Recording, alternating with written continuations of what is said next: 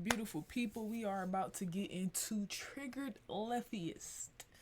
Host insults, or leftist. Why would I say leftist?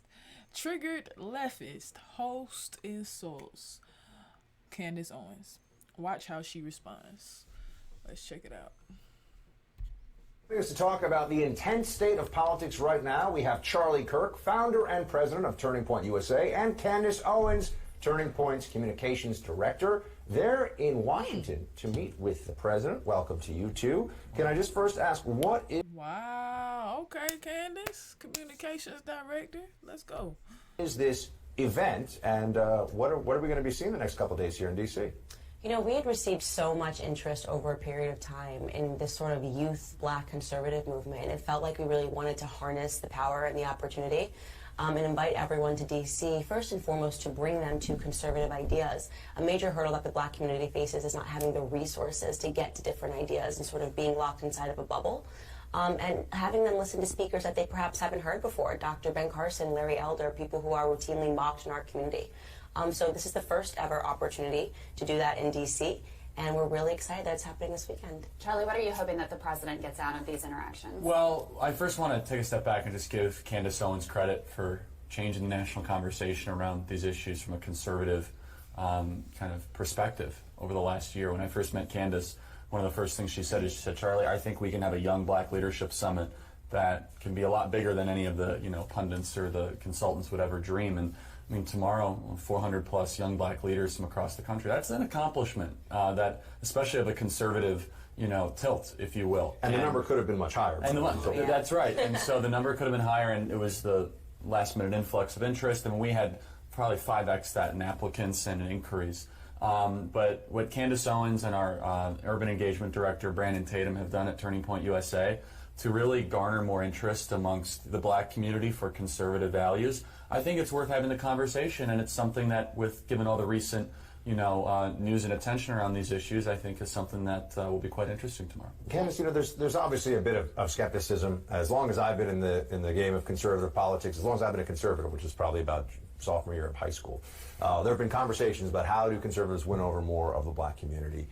There have been some prominent leaders, you mentioned Dr. Ben Carson, others who have come forward and have tried to get this conversation going. What are you seeing that's different now, really? Like, why is it? I mean, to Charlie's point, he's saying that you've changed the conversation. How and why is the conversation different? It's funny that you say that, because I was able to meet with Dr. Ben Carson early on this year, and we spoke about that. Like, what are the differences? Why are people paying a little more attention now? And I think that, and to his credit, in the past, the conversation... Yeah, my dog about to start barking, so I'll pick her up. Come here, girl. Okay. Was almost so intellectual that it was hard for people to digest and process and to understand. And because the left had won the culture war, it was easy for them to mock them, to see a skit where perhaps Dr. Ben Carson or Dr. Condoleezza Rice are being mocked. And I think I'm a little more of a fighter, definitely in terms of starting my channel on YouTube and wanting it to be colloquial and wanting it to feel familiar, like you were talking to your brother and sister, and sort of taking back some of the turf that was lost on the culture war by making fun of people on the left in the same way that they make fun of us. I think that sort of helped bridge the gap and make people more interested in having the discussion. Does it bother you that there's no prominent African Americans in the White House itself? Do you think Sure, that's there is. important? Jaron, Dr. Ben Carson's part of the executive branch. That's not true. That's not true. Well, within the White House itself. Jaron is an executive with Jared Kushner. What is his role? He's a DAP, which is a Deputy Assistant to the President of the United States, which is a top tier. So that's not true. Who are other individuals in the White House? Well, I want to go back and answer your question. So, one thing that we always speak when we speak to conservatives about is we have to stop believing in this illusion that because somebody is black, they represent my interests. We learned that lesson via Barack Obama. I mean, he was in the White House for 8 years. I love that. I love that. I love that. That's not true. Who are other individuals in the White House? Well, I want to go back and answer your question. So, one thing that we always speak when we speak to conservatives about is we have to stop believing in this illusion that because somebody is black, they represent my interests. We learned that lesson via Barack Obama. I mean, he was in the White House for 8 years and didn't do much for the black community. So I'm not interested in the color of people's skin. So I'm interested in what they do and what they accomplish. I'm really interested in your perspective here. Yeah. So to you, having, you don't look at, it is an administration that has more white men than past administrations have had. Yeah, but that doesn't bother you. You don't think that diversity is important? No, not at all. I think that we have to stop believing that diversity is the color of people's skin, because if you have, like, the Black Caucus, for example, which didn't stand up and applaud when Trump announced that we had the lowest ever unemployment in the Black community, that's concerning to me. So a big part of the conversation that we open is in making people understand that's an illusion that the left has sold, that somehow because somebody matches my skin color, because somebody matches my gender, they have my best interests at heart, and that is completely fallacious. I have to ask about Kanye. I agree with that 1,000%. Yeah, you two have been seen, photographed with, spend time with Kanye. I got a tremendous, we have to speak about it on the show, got a tremendous amount of attention from the media from a recent meeting in the Oval Office. How does he factor? Look, I feel like conservatives play this game that we go back and forth. If anybody who's famous starts talking in any way that conservatives like, we embrace them right away, and then sometimes we feel like we get burned later. They're not as conservative as we thought.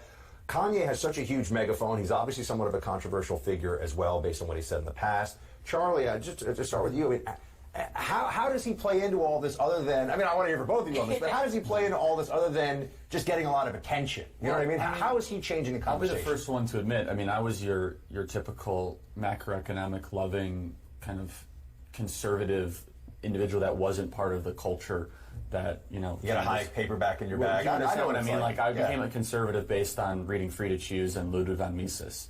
And I think it's amazing that someone like Kanye West is broadening the conversation. And it was Candace that opened my eyes to this. And I wasn't that I was resistant, but I was like, really, Candace? Like, wait, what do you mean that we can? She said, no, you don't understand. From one of the first times I met Candace said, Charlie, Kanye West can change the national conversation on these issues, and I think that he's more of a Trump supporter than people gave credit. In fact, Candace is on record with our friend Dave Rubin saying this back in September of 2017, kind of predicting the Kanye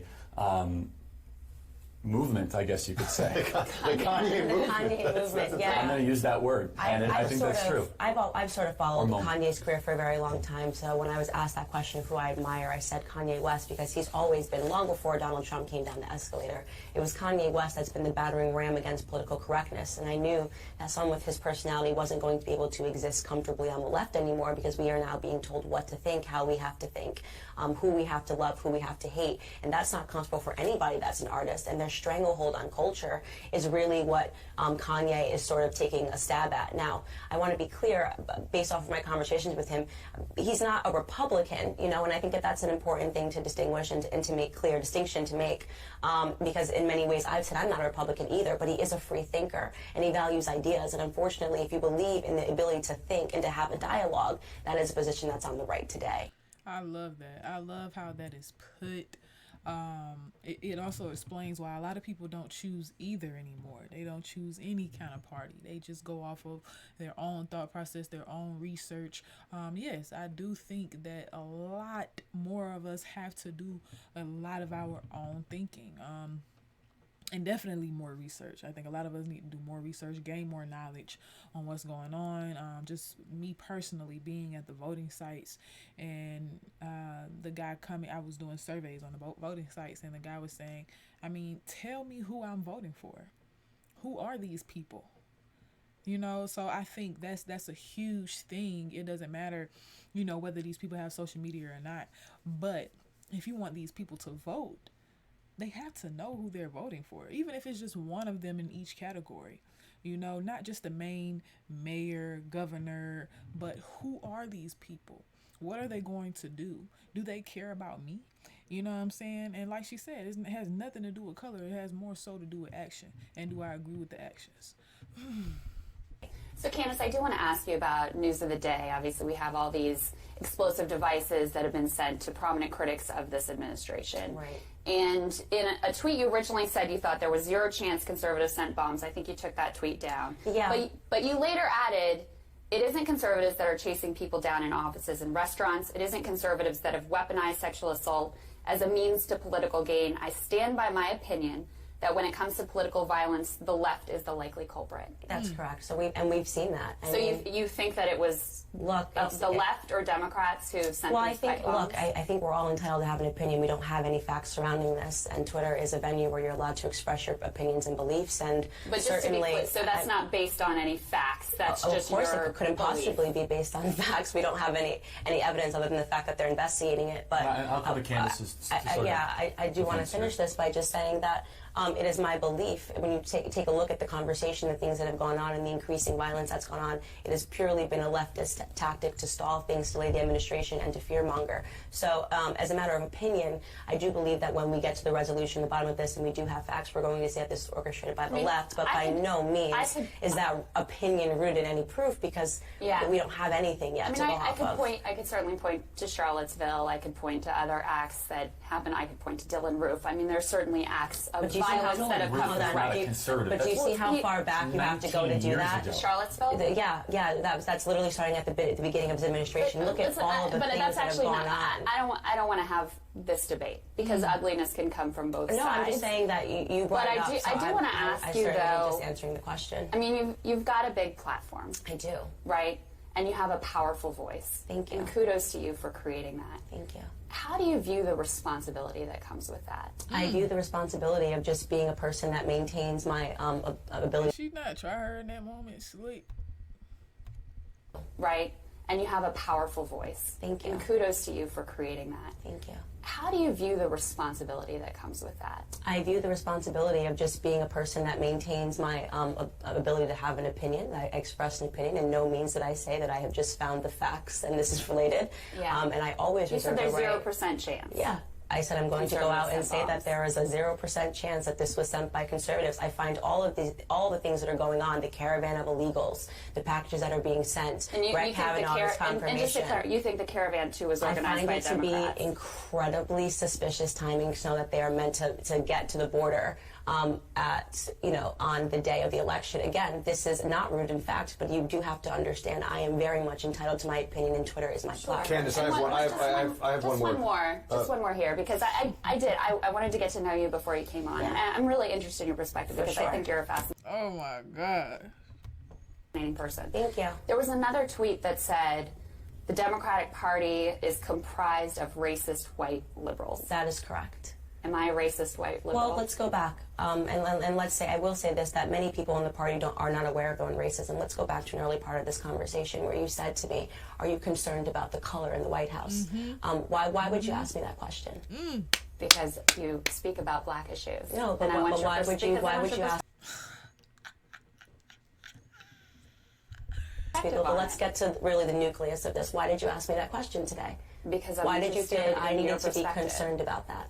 Because you're bringing a whole group of young African American leaders to the White House. Okay, so this is something that I talk about often, is that in many ways white liberals don't realize that you put on that the racism and the conversations that we have. So you're saying I'm a racist. You haven't let me finish my statement. You keep cutting me off. Go ahead. Okay? The emphasis that you place is always on having a discussion about race. Okay? You guys are insistent on having a conversation about race and telling us that we should see, and implying that we should see race everywhere, and I don't agree with that. If you don't look at me according to the color of my skin, you would simply ask me how I thought that Trump was doing as a president. But instead, you try to drum up a conversation that's surrounded by race by asking me, are there enough black people in the White House? You're bringing a whole group of young black leaders to the White House. Color, I don't. That's something that's important to you. But why are you talking about? But then why make it that you're going to bring young black leaders to the White House? I mean, this is sort of absurd. Because the media, as in the whole. This is absurd. You're bringing this group to the White House. It's not absurd. I'm making perfect sense. I just want to be clear. Yeah. I just want to be clear. I'm trying to be extremely clear with you. I know. Bringing the black conservatives to the White House. You as a racist white I think liberal. that you're not. First off, you put those words in my mouth, and you keep saying it. So I'm not. Tweeted it. I said that the Democrat Party is comprised of racist white liberals. Is every person in the party racist? No, but you're not. Does Jordan Peterson not deal with this? Oh my gosh, tell that lady to get out her feelings. Aware of the fact that you put these racist tones out into the media. This is why we have to bring the black conservatives to the president, because you create a narrative when you're on TV like you did today. Are you comfortable with I'm going to have you on radio later because I have questions for you as well, but we actually have to get out of the segment now. Do you think that language is helpful, though? I mean, just in terms of the national conversation. Well, I could ask you, do you think it's helpful to ask? At this point, they're not even following the script. me just because I'm a black woman if I'm comfortable with the amount of color that's on the administration. Do you think that that's helpful? I think it's helpful and interesting to know your perspective. It's not. It's you just trying to create an undertone that Donald Trump is racist, and it's wrong. Yeah. Okay. That to me is the reason why. Listen, no. I just want to say. You're looking at me on the basis of my skin color, making a bunch of, and making a bunch of deductions. I did not. You said that, and we can run the tape back. I want to say, look, here's what I want to say. You quoted a tweet, and then you made it about you. I appreciate. So you were not added, but you were not added in that tweet. So do not say that I called you that, because that's dishonest. And we are on TV, so you can run. Okay, so I did not call you a racist. You're using the typical leftist tactic of trying to make yourself a victim, which is not what I want. No, but we're actually well beyond time. Well, she's making herself a victim and pretending that I came here and called her racist. So this is a typical leftist tactic. That we not demonize our opponents. And I think it's important that you not demonize my president. And one thing that I try very hard to do is to criticize the policies and criticize people who are in positions of power. I'm not sure how you were doing that by pointing out the color in the administration. But not to criticize the people who support the president. You literally spoke That's something I try very hard to do. But you're not doing a very good job of it. And I think it's really important. I think it's really important that you be aware that just because I'm a black woman, you don't need to ask me a question as basic enough as saying how much color is in the administration. It's a problem to demonize our fellow Americans? I think what's problematic is that you are creating a simulation that is dishonest, that is accusing our president of being racist based off of the color of the people that are in the... That's exactly what you asked me a question. That's what you implied. Okay, I actually really appreciate you two coming in very much, and I look forward to getting to ask you some questions of my own at some point later on, and we're going to have to end the segment there. But thank you, and good luck at the White House today, and thank you for bringing... Oh my gosh, bruh. Dang, I'm so sorry, y'all. I'm so sorry, Jordan Peterson. I'm so sorry. Candace Owens. Someday, someone will hear your full opinion. You understand? My dog is getting a little impatient right now, so I gotta go. I am your girl, V Coop. Down piece in the V Coop to be exact. Make sure you like, comment, share, subscribe. All of that below, because we're here on my new channel, Coop Troop Live. All right, I will see you guys next time. Thank you so much for joining.